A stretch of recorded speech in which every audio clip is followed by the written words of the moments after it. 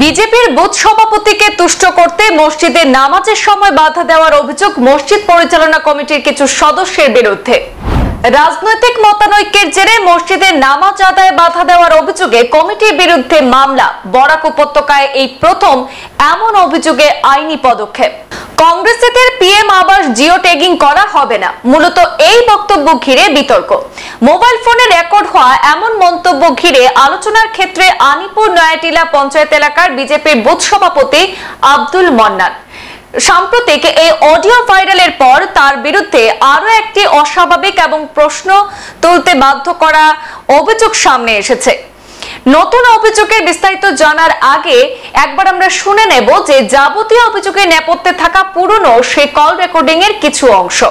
এখন তো করা যায়, তো এখন তো হুসেনের লাগি এটা এমপি ইলেকশনের সময় আমরা একবারে উপরে থাকি মন্ডল প্রেসিডেন্ট থাকি লইয়া এটা খবর সারা জানো। আমার আইডি দিয়া কোয়া হইছে কংগ্রেসী কোনো মানুষের ফটো মারতাম না।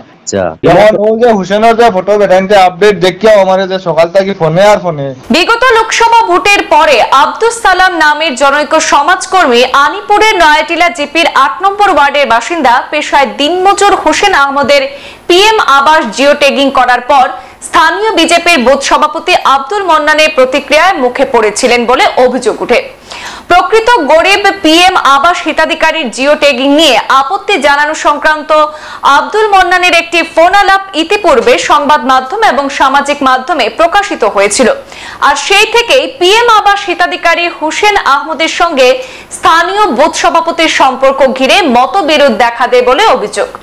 কয়েক মাস আগের কিছু পারস্পরিক মতানৈক্যের রেশ ধরে সম্প্রতি এলাকার মসজিদ কমিটিতে আত্মীয় স্বজন থাকার সুযোগকে ব্যবহার করে স্থানীয় উন্ডিমারা জামে মসজিদে নামাজ আদায়ের ক্ষেত্রে অভিযোগকারী হোসেন আহমদের পরিবারকে বাধা দেওয়ার অভিযোগ উঠেছে।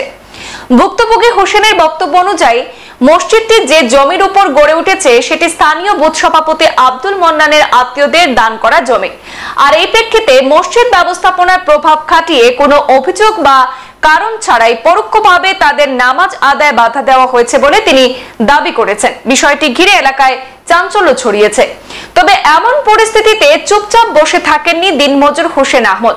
কোনো সুস্পষ্ট কারণ ছাড়াই ধর্মীয় আচার পালনে বা মসজিদে নামাজ আদায়ে অসুবিধার বিরুদ্ধে তিনি প্রথমে এলাকার প্রায় 25টি মসজিদ কমিটির কাছে লিখিতভাবে আবেদন করে ন্যায় বিচারের প্রত্যাশা করেছিলেন। তবে তার সেই প্রচেষ্টায় আশানুরূপ সাড়া মেলেনি বলে তিনি জানিয়েছেন। সুবিচার না পেয়ে শেষ পর্যন্ত আজ করিমগঞ্জ জেলা মুখ্য ন্যায়দণ্ডাধীশের আদালতের দ্বারস্থ হয়েছেন ভুক্তভোগী হোসেন আহমদ। মসজিদ কমিটিকে তিনি আইনি প্রক্রিয়ার মাধ্যমে জবাবদিহি করতে বাধ্য করেছেন। এই ঘটনাকে কেন্দ্র করে ফের আলোচনার কেন্দ্রে এসেছেন রামকৃষ্ণনগর বিধানসভা এলাকার আনিপুর নয়াটিলা গ্রাম পঞ্চায়েতের ৮ নম্বর ওয়ার্ডের একজন দায়িত্বপ্রাপ্ত রাজনৈতিক প্রতিনিধি বুথ সভাপতি আব্দুল মন্নান। ঘটনার প্রেক্ষিতে স্থানীয়ভাবে রাজনৈতিক প্রভাব খাটানোর অভিযোগ ঘিরে সচেতন মহলে নানা প্রশ্নের সৃষ্টি হয়েছে। আমাদের হাতে মন্তব্য রয়েছে ভুক্তভোগীর, সরাসরি শুনে নিন তার কাছ থেকে অভিযোগের বিস্তারিত। আমি মোহাম্মদ হোসেন আহমেদ, আমার বাড়ি আনিপুর নয়াটিলা জিপি ৮ নম্বর ওয়ার্ড। আমি অন্য গত কয়েকদিন আগে একটা কল রেকর্ড বাইরে লইছিল, বিভিন্ন চ্যানেলও বাজিছে, আপনারা সবাই শুনছেন। ও চ্যানেলও বাজিছে যেটা এটা মন্নান আর সালামর দুইজনের মাধ্যমে বাজিছে। তো এখন এই কল রেকর্ডটা বাইরে লোয়ার পর থেকে নিয়ে মন্নানে আমারে প্রতিশোধ লোয়ার লাগিয়া কোনো একটা লাইন না পাইয়া আমার বাচ্চাইন মসজিদও নমাজও যায়, এই নমাজটা নিষেধ দেব হয়েছে আমারে। যে মন্নানে দিছে না, কিন্তু মন্নানোর যে আত্মীয় স্বজন যারা আছেন এরাও ও মসজিদের কমিটির মানুষ, তাইনো আইয়া আমারে সেক্রেটারি ভাইস প্রেসিডেন্ট দুইজনে আইয়া আমার বাচ্চাইন করে এই মসজিদও নমাজও না যাওয়ার লাগে নিষেধ দিয়া গেছেন। ও কথা কইছেন আমারে আইয়া যে তোমার বাচ্চাইন যদি এখানে নমাজও দেও তাহলে মন্নান আমরা এই মহল্লা থেকে বাইরেই যাইব গিয়া, তুমি তোমার বাচ্চাইন আমরা এই মসজিদও নমাজও দিও না।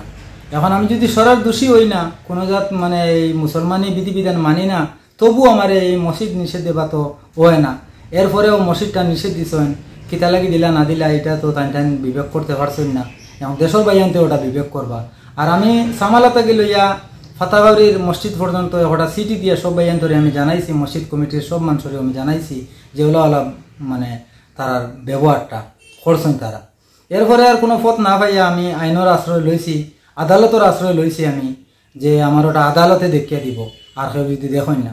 কেস কারার উপর করছে কেস করছি আমি তো মসজিদ কমিটির উপরে যেন যারা আমার এই নিষেধাজ্ঞা করছেন এরার উপরে আমি করছি নমাজও বাধা খেনে দিলে এটা জবাব দিবে খেনে দিলে আমার এইটার জবাব দিতেন দেন ওখানে হইয়া দিবা। সংবাদ এই পর্যন্তই। পরবর্তী অন্যান্য আপডেট পেতে সাথে থাকুন। ধন্যবাদ।